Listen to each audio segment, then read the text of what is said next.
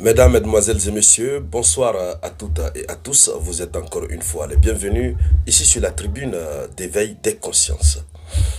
À la une de l'actualité internationale, l'heure est très grave. Le Moyen-Orient s'apprête à s'embraser. Oui, on ne sait pas qui est en train de conseiller Benjamin Netanyahou, mais Israël a annoncé que dans les prochains jours, plus précisément, il semblerait que ce sera le dimanche, Israël va frapper les installations nucléaires iraniennes. Et vous savez, depuis très fort longtemps, ça ne va pas entre Israël et l'Iran. L'Iran avait frappé Israël. Israël avait d'abord tenté de frapper, pas tenté mais frappé un bâtiment diplomatique d'Iran. Donc Israël avait frappé un bâtiment diplomatique, le bâtiment du consulat de l'Iran. En mesure de représailles, l'Iran a frappé Israël. Et après, il y a eu des plaidoiries. L'Amérique a intervenu. L'Amérique a dit à Israël de ne pas agir en représailles. Israël avait réagi.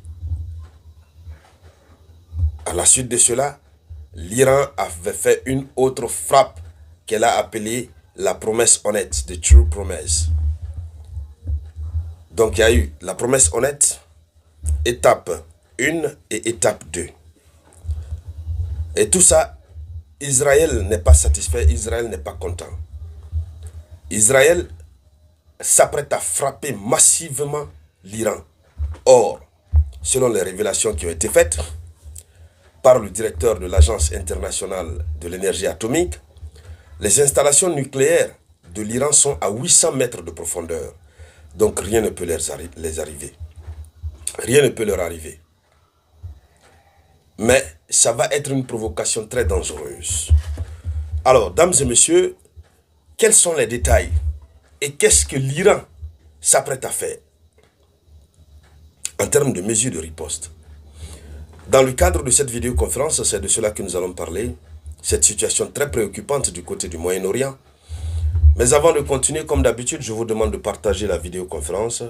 Il faut la partager au maximum. Mettez beaucoup de j'aime. L'heure est très grave. Pour tous ceux qui tombent sur ma vidéoconférence pour la première fois, je m'appelle Robert Théa.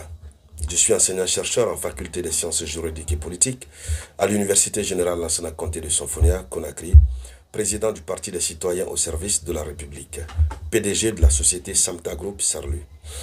Merci de vous abonner. Selon l'information officielle, les États-Unis d'Amérique viennent de recevoir un avertissement glaçant. Israël est sur le point de lancer une frappe dévastatrice contre les installations nucléaires iraniennes. Les services de renseignement américains confirment la terrible réalité. Tel Aviv est prêt à tout pour anéantir le programme nucléaire de Téhéran.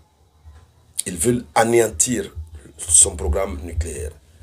Or, le programme nucléaire de Téhéran qui est développé, ce programme est développé en synergie d'action avec la Russie. Ne l'oubliez pas du tout.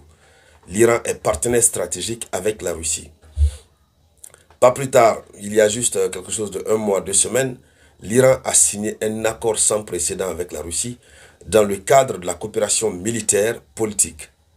C'est vrai que les deux nations n'ont pas signé de pacte, à l'image du pacte signé entre la Russie et la Corée du Nord, mais leur lien sur le plan militaire est sans faille. Alors, selon l'information,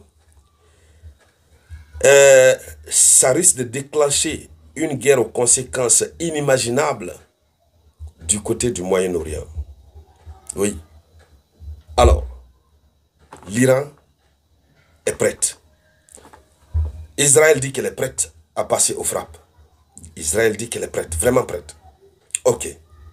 Mais le problème, ce que Israël est en train de minimiser, et ce que beaucoup ne savent pas, c'est que l'Iran a déjà à sa disposition la localisation de tous les sites. Un document secret est tombé dans les mains des services de renseignement iraniens. Tous les sites nucléaires, tous les sites militaires les plus importants, en tout cas tous les sites d'Israël sont désormais à disposition de l'Iran. Les forces de ces sites, leur faiblesse. L'Iran dispose de tout ça. Et l'Iran vient de commencer à publier, l'Iran a commencé à publier quelques images des documents classés top secret. Puisque quand l'Iran a annoncé que Israël est en train de plaisanter, ils ont toute la situation d'Israël en main, Israël a estimé que l'Iran était en train de plaisanter. Donc l'Iran a pris le soin de diffuser certains. Alors, ce qu'il faut dire, c'est que l'Iran ne restera pas les bras croisés. Des centaines de missiles balistiques sont déjà pointés vers Israël depuis un certain temps. Des centaines de missiles balistiques sont pointés vers Israël. Ça veut dire que l'Iran aussi est très prête, vraiment prête. Alors, l'Iran est prête à réduire le pays en cendres en cas d'agression. Et donc, selon ce que nous apprenons, les dirigeants iraniens ont secrètement planifié une riposte foudroyante. Foudroyante. Ils ont déjà planifié la riposte il y a longtemps. Ils ont placé les missiles balistiques. L'Iran est prête. Dès que. Alors, on nous apprend que la réponse sera foudroyante. Elle sera bien plus violente que les opérations de True Promise 1 et 2. Donc, les opérations de la promesse honnête 1 et 2. Ça sera plus que ça. Et parce que l'Iran avait promis, les responsables iraniens avaient promis, l'ayatollah Khamenei avait promis, il avait juré que la réponse sera autre chose. Et cette fois-ci, l'Iran dit que si Israël ose frapper, nous leur infligerons une réponse si brutale qu'ils le regretteront pour l'éternité. Voilà. Donc, voici ce qu'un haut responsable iranien vient de dire. S'ils osent frapper, ils vont leur faire regretter pour toute l'éternité. Donc, quel type de frappe l'Iran va faire et que Israël ne l'oubliera jamais, mais jamais dans sa vie. Toute l'éternité. Et qui va être inscrit dans les annales de l'histoire. Inscrite dans les annales de l'histoire. Alors, les gardiens de la révolution lancent un ultimatum terrifiant. Ils disent ceci. Les gardiens de la révolution, c'est en Iran. Ils disent, nous sommes prêts à tout. L'ennemi joue avec le feu.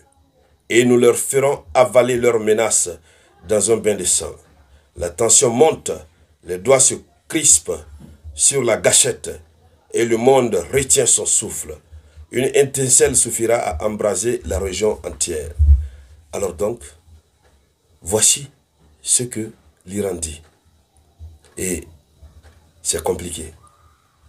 Après l'Ukraine, on tombe dans un autre cycle du côté de l'Iran. Dames et messieurs, les tentatives de Donald Trump de parvenir à une négociation par la voie pacifique ne sont pas en train d'aboutir. Sinon, Trump a dit que lui, il préfère privilégier les négociations, la diplomatie. Et c'est ce qui arrangerait, puisque le conflit n'arrange personne, il faut le dire, il faut le répéter. Non à la guerre, non au conflit. Ça n'arrange personne. Il n'y aura pas de vainqueur. Chaque partie va perdre forcément. Mesdames, Mesdemoiselles et Messieurs, c'était ça la une de l'actualité. Merci de la partager au maximum. Je vous reviens tout à l'heure avec de nouvelles actualités. C'était la voix de votre unique samouraï.